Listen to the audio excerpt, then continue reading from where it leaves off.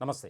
సామాన్యుడి చేతిలో సామాజిక అస్త్రం నెంబర్ 1 న్యూస్కి స్వాగతం. నేను రవీంద్ర. ఆంధ్రప్రదేశ్లో వైఎస్ఆర్సీపీ పరిస్థితి కాస్త గందరగోళంగా మారింది. ఇదేదో మేము చెప్తున్నది కాదు. రాజకీయ వర్గాల్లో ప్రజల్లో కూడా ఎక్కువగా దీనిపై చర్చ నడుస్తుంది. 5 ఏళ్ల పాటు అధికారంలో ఉన్నటువంటి వైఎస్ఆర్సీపీ, ఆ పార్టీ అధ్యక్షుడిగా జగన్మోహన్ రెడ్డి, ఆయన తీసుకున్నటువంటి నిర్ణయాలు కానీ, ప్రజలకు అందించినటువంటి పాలన ఏదైతే ఉందో దానికి సంబంధించి ఒక రకమైనటువంటి చర్చ జరుగుతుంది.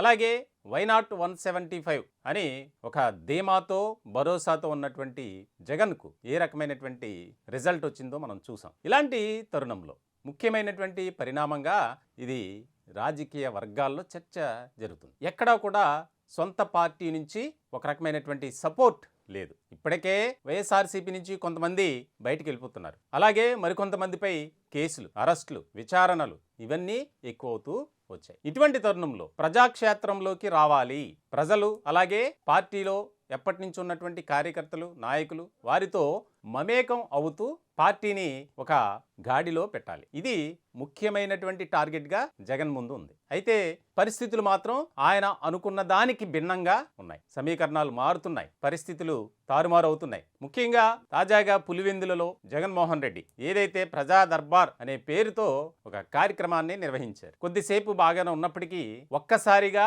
అక్కడికి వచ్చినటువంటి పార్టీ కార్యకర్తలు కానీ, ఆయన అభిమానులు కానీ విరుచుకుపడ్డారు. అనేక రకాల మాటలతో దూషించారట. ఇప్పుడు ఈ ఇన్సిడెంట్తో ఆయన డైలమాలో పడిపోయారు. ఏంటి ఈ పరిస్థితి?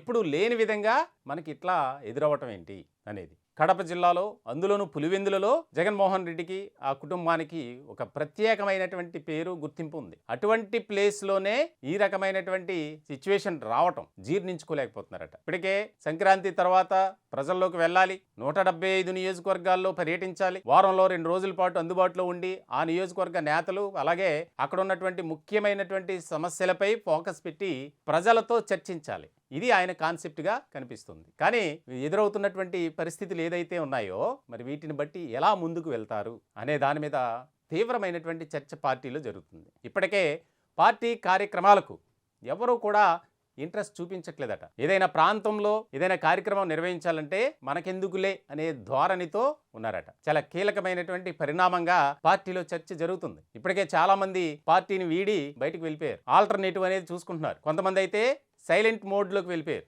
ఎక్కడా కూడా పార్టీ కార్యక్రమాలకు హాజరు కావడం లేదు. ఎన్నికల తర్వాత, ఫలితాల అనంతరం ఏ రకమైనటువంటి పరిస్థితులు వచ్చినాయో మనం చూస్తూనే ఉన్నాం. ఇలాంటి సందర్భంలో మరి ఆయన వీటన్నిటినీ అధిగమించి ఎలా ముందుకు వెళ్తారు అనేది ఇక్కడ కీలకమైనటువంటి ప్రశ్న. పార్టీలో మాత్రం ఎవరూ కూడా ఆయనకు సపోర్ట్ చేసే విధంగా లేదు. ఇంట్లో వారి పరిస్థితి కూడా అదే. షర్మిల రాష్ట్ర కాంగ్రెస్ ఇన్ఛార్జిగా ఉన్నారు. ఏదైనా ప్రెస్ మీట్ పెడితే ముందుగా తన సోదరుడు గురించి చెప్తుంది ఆమె. సో ఇలాంటి పరిస్థితుల్లో ఇంట్లోనూ అదే పరిస్థితి, బయట అదే పరిస్థితి. మనం పార్టీని ఎలా బతికించుకోవాలి? రానున్నటువంటి స్థానిక సంస్థల ఎన్నికల్లో మనం ఎలా అయినా సరే మనం తిరుగులేనటువంటి పార్టీగా మళ్ళీ మనం పూర్వపు వైభవానికి తీసుకురావాలని ఆయన ఒక ఆలోచన చేస్తున్నారు. ఆయన ఒక ప్రత్యేకమైనటువంటి వ్యూహంతో, కార్యాచరణతో ముందుకు వెళ్ళాలని అనుకుంటున్నారు. కానీ అక్కడ పరిస్థితులు మాత్రం అలా లేవు. చూడాలి ఏం జరుగుతుంది, ఏం జరగబోతుంది. పార్టీలో ఉన్నటువంటి క్యాడర్, ముఖ్యమైనటువంటి నాయకులు చాలా మంది సైలెంట్ అయిపోయారు. ఈ మధ్య నియోజకవర్గ స్థాయి లీడర్లతో సమావేశం అయ్యారు తాడేపల్లి కేంద్రంగా. ఆ సమావేశాలకే ముఖ్యమైనటువంటి నాయకులు డుమ్మా కొట్టారట. పరిస్థితి మరి ఎలా మారుతుంది?